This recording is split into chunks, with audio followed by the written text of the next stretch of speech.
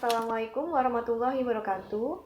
Good morning, everyone. Today, me and two of my friends will present our discussion result about the truth of communication studies and ethics. But first, I want to introduce the member of my team. There are me, Diva Reva Deanira, Muhammad Aulia Rahman, and Sukma Dwi Anjani. Truth is one of the central subjects in philosophy. It is also one of the largest. Truth has been a topic of discussion in its own right for thousands of years.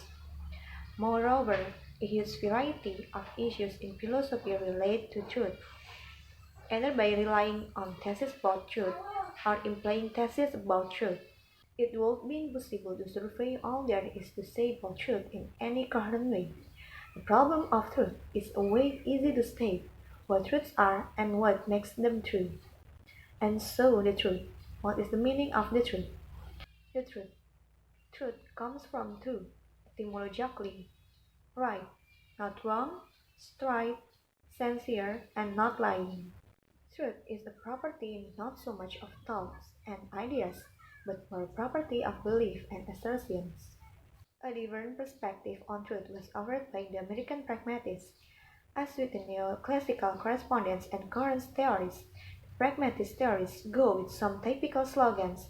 For example, Peirce is usually understood as holding the view that truth is the end of inquiry. Peirce has a definition about semiotics. For him, the representment is the form which a sign takes, such as an icon of a tree, and that can lead either object to which the sign refers, or the interpretant, the idea or interpretation that takes place in one's mind.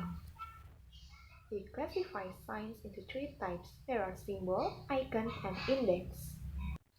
To determine if a sign is an icon, index, or symbol, we take a look at how the meaning is associated with the pattern. Pragmatic theory.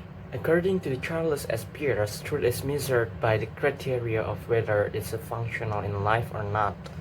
Success and usefulness are the main criteria for determining whether an idea is true or not. The important meaning of truth. In symbolic interaction theory, human nature is relational being.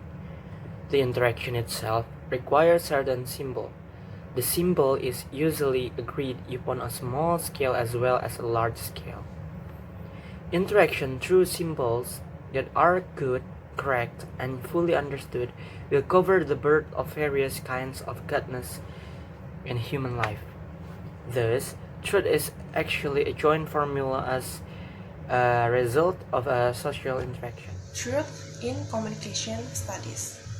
In an uncontrolled rush of speed, communication and information becomes a terror of speed, which results in anxiety and panic.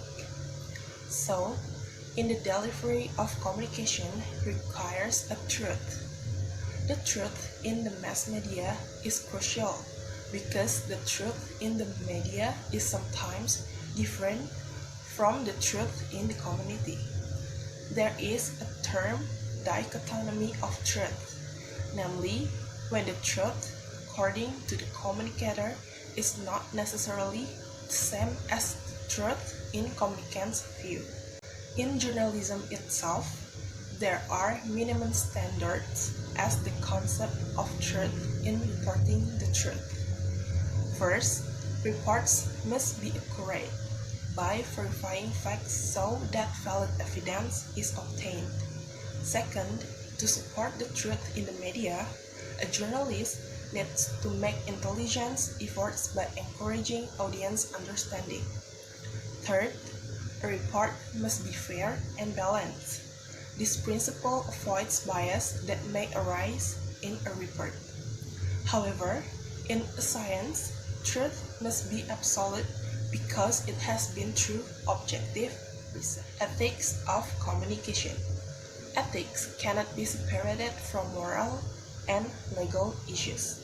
In the world of communication ethics is always associated with a communication culture. A person may change his self-awareness, self-concept, self-esteem, and perception due to communicating with someone from another culture. There are 7 perspectives in communication ethics. First, political perspective. This perspective views communication as a way to carry out political activities, where there are political actors and participants in it.